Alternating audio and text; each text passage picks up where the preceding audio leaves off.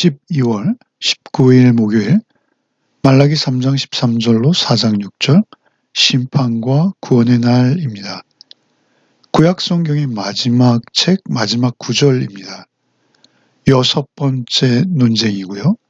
하나님께서는 선인과 악인을 구별하시는 하나님이심을 밝히시는 것이죠. 말라기 첫째 장 첫 번째 논쟁에서 이스라엘은 하나님께서 자신들을 사랑하지도 않으신다라고 불만하고 있었습니다. 그러나 그 불만이 부당했음을 이 4장에서 증명하고 계시는 것이죠. 3장 13절로 18절을 읽겠습니다. 여호와가 이르노라 너희가 완악한 말로 나를 대적하고도 이르기를 우리가 무슨 말로 주를 대적하였나이까 하는도다. 이는 너희가 말하기를 하나님을 섬기는 것이 헛되니 만군의 여호와 앞에서 그 명령을 지키며 슬프게 행하는 것이 무엇이 유익하리요. 지금 우리는 교만한 자가 복되다 하며 악을 행하는 자가 번성하며 하나님을 시험하는 자가 화를 면한다 하노라 함이라.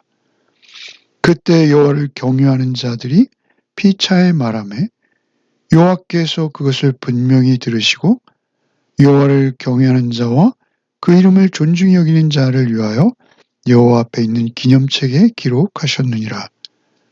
만군의 여호와가 이르노라 나는 내가 정한 날에 그들을 나의 특별한 소유로 삼을 것이요 또 사람이 자기를 섬기는 아들을 아낌같이 내가 그들을 아끼리니 그때 너희가 돌아와서 의인과 악인을 분별하고 하나님을 섬기는 자와 섬기지 아니하는 자를 분별하리라.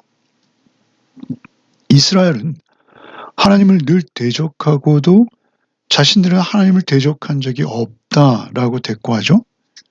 그러면서 그들은 생각하기를 하나님을 섬기는 것은 헛되다라고 여기고 있습니다. 하나님의 명령, 곧 하나님의 율법을 지키며 늘 회개하는 마음으로 슬픈 기색을 띠고 살아가는 것이 하나도 유익이 없다는 것입니다. 유익이 없다는 것은 자신에게 조금도 이익이 되지 않는다라고 생각하는 것이죠. 오히려 교만한 자가 복되고 악을 행하는 자가 번성하며 하나님의 말씀을 거슬러 하나님을 시험하기조차 하는 자들이 화를 면하고 하나님의 징계도 받지 않는다라고 여기고 있는 것이죠. 그들이 하나님의 명령 곧 하나님의 말씀을 따라 믿음으로 사는 것도 마치 개인의 이익과 손해의 관계로 규정하고 있는 것입니다. 성경에는 이런 유사한 불평을 했던 위인들이 많이 있습니다. 그러나 그들은 자신의 개인적 이해관계가 아니라 하나님이 계신 것과 하나님의 일하심에 대해서 회의할 때 그들이 고난 가운데서도 힘들어 이러한 고백들을 했었던 것이죠. 그러나 지금 이들은 많이 다릅니다. 자신의 초라한 현실을 힘들어하면서 오히려 악인들의 가치관에 몰들어 있는 것입니다. 악인들은 자신들의 성공에 교만해졌죠. 그래서 큰 소리를 치고 있습니다. 이들은 그런 악인들이 말하는 소리들로 힘들어 있는 것이죠. 그러나 16절부터는 여호와를 경외하는 자들에 대한 하나님의 관심이 기록되고 있습니다. 여호와께서는 그들의 말을 듣고 계셨다라고 합니다. 그들의 대화 내용은 성경에서 또 말라기에서 나오지 않게 잘 모르겠으나 그들 말하는 것들을 하나님께서 아주 관심 깊게 듣고 계시다는 것이죠. 그들 당시의 상황을 우린 좀 이해할 필요가 있습니다. 그들이 포로기 후기로 이제 포로에 돌아와서 많은 시간이 흘렀어요.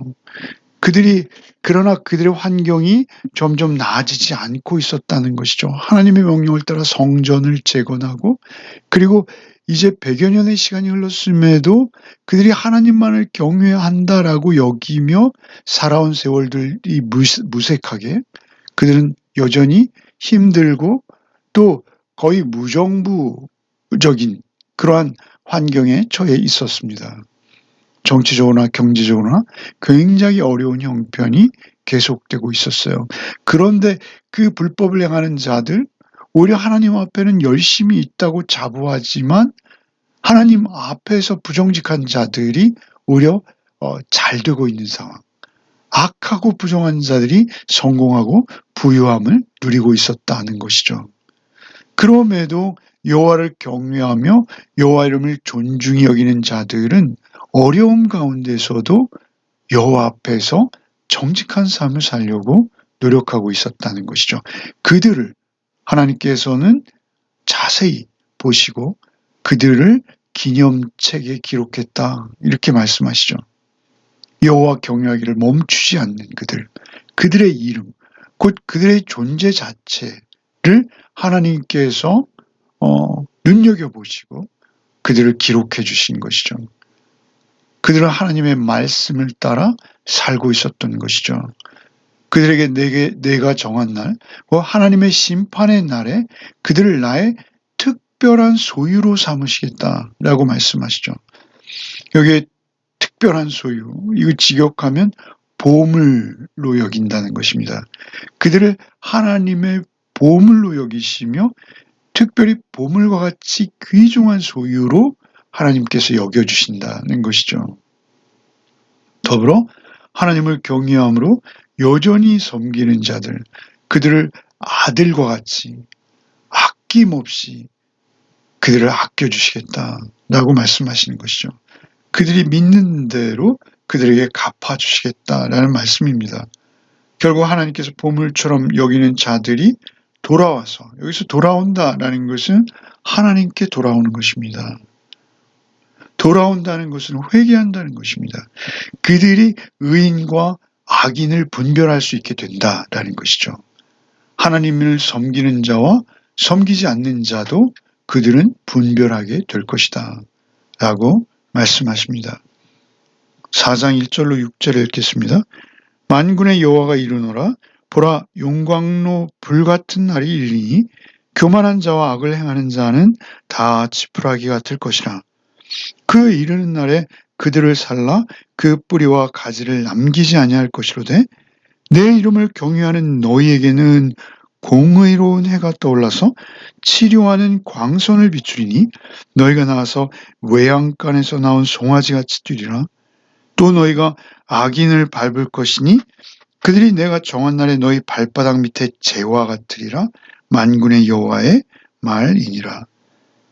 너희는 내가 호렙에서 온 이스라엘을 위하여 내 종 모세에게 명령한 법, 곧 율례와 법도를 기억하라.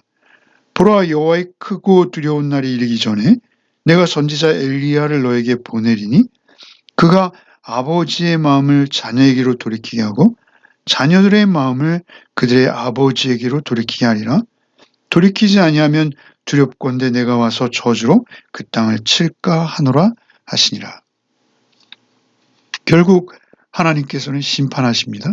먼저 보라고 그들의 주목할 수 있도록 선언하시고 이제 말씀을 시작하십니다. 용광로 불같은 날이 이를 것이다 하시죠. 그 심판을 받은 이들은 교만한 자와 악을 행하는 자들이라고 말씀하십니다. 여기서 교만하다라는 것은 하나님이 계시지 않다라고 여기는 자, 그들을 말하는 것이죠. 그 교만으로 인해서 그들은 결코 하나님께서 원하시는 선을 행할 수도 없는 것입니다.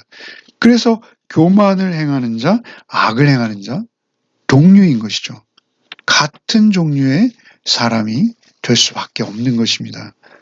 그들은 다 지푸라기 같이 태워질 것이요. 그 흔적도 없이, 심지어는 가지는 물론이요, 뿌리까지 태워질 것이라고 선언하시고 그들은 또한 의인들에게 밟힐 것이다 선언되죠. 그 악인들이 살랐던 그 열기가 이제 놀랍게도 의인들에게는 태양의 따뜻한 광선, 곧 빛으로 임하십니다. 빛인데 더욱 놀라운 것은 치료하는 온기, 치료하는 빛으로 임하신다는 것이죠. 밝아오는 아침의 기쁨으로 그들은 치료받는 은혜를 누리게 되는 것이죠. 여기서 광선, 또 빛으로 볼 수 있는 이 단어는 날개로도 번역되는 단어입니다. 따스한 온기와 보호로 마치 큰 독수리가 자신의 어린 새끼들을 날개로 품듯이 품어주실 것이다 말씀하시는 것이죠. 누가 이런 은혜를 경험한다고 하시나요?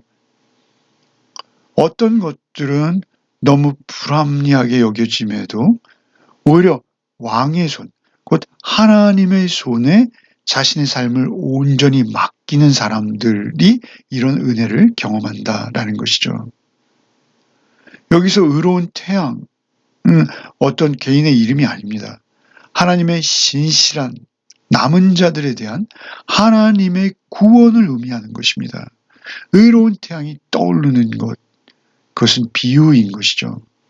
이사의 예언과 같이 일어나 빛을 발하라 이는 내 빛이 이르렀고 여호와의 영광이 내 위에 임하였음이라라고 하시죠. 여호와의 영광이 우리 위에 임함으로 구원이 확증되어지는 것입니다. 빛으로 임하시는 하나님의 영광을 체험하게 될 것이다 라고 말씀하시는 것이죠. 여기서 의로움의 의미는 하나님의 구원 또는 구속입니다. 하나님께서 허락하시는 풍성한 삶도 되는 것이죠. 이것은 하나님의 선물이라는 의미입니다. 추운 겨울, 그 외양간에서 답답함으로 갇혀 지내던 그 어린 송아지가 따스한 햇볕이 쏟아지는 그 푸른 초원 위로 풀려나왔을 때 그가 발짝발짝 뛰게 되죠. 그때 경험하는 기쁨과 자유를 또한 너희는 그날 누리게 될 것이다. 이렇게 선언하시는 것이죠. 영양 높고 맛있는 신선한 풀이 가득한 풀밭 위에서 자유롭게 튀어오르는 송아지와 같을 것이다. 라고 하십니다. 그 의로운 남은 자들에게 쏟아지는 그 자유와 따뜻함, 하나님의 사랑에 대한 놀라운 기쁨을 만끽하는 그러한 것을 비유로 이렇게 그림 언어로 말씀하시는 것이죠. 그들의 발걸음은 하나님의 푸른 초장으로 그리고 영원히 흐르는 생명의 물가로 인도될 것이다 라는 것입니다. 그리고 이제 이어서 율법과 법도를 기억하라 하십니다. 더불어 크고 두려운 날이 이르기 전에 선지자 엘리야를 보내시겠다라고도 말씀하십니다. 언제나 변함없는 것은 하나님의 율례, 곧 율법을 따르는 것입니다. 이제는 그들이 새롭게 되어서 더욱 정직한 마음으로 하나님의 율례를 따르는 것이죠. 그때 또 엘리야가 와서 아버지의 마음을 자녀에게로 돌이키게 하시고 또 자녀들의 마음도 아버지에게 돌이키게 하실 것이다 말씀하시죠. 여기서 엘리야는 우리가 잘 알고 있듯 세례자 요한을 말하는 것이죠.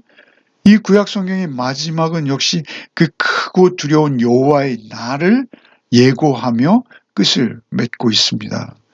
여호와를 경외하는 자에게 여호와의 소유로 여호와의 보물로 존귀하게 회복될 것이며 하나님의 빛으로 완전한 자유와 치유와 회복을 경험하는 복된 날이 될 것이다 라는 것이죠. 그러나 여호와 이름을 멸시하며 세상의 성공과 출세만을 쫓는 자들 그들은 발바닥에 깔리는 재와 같이 불살라질 것이다 라고 선언되고 있는 것이죠.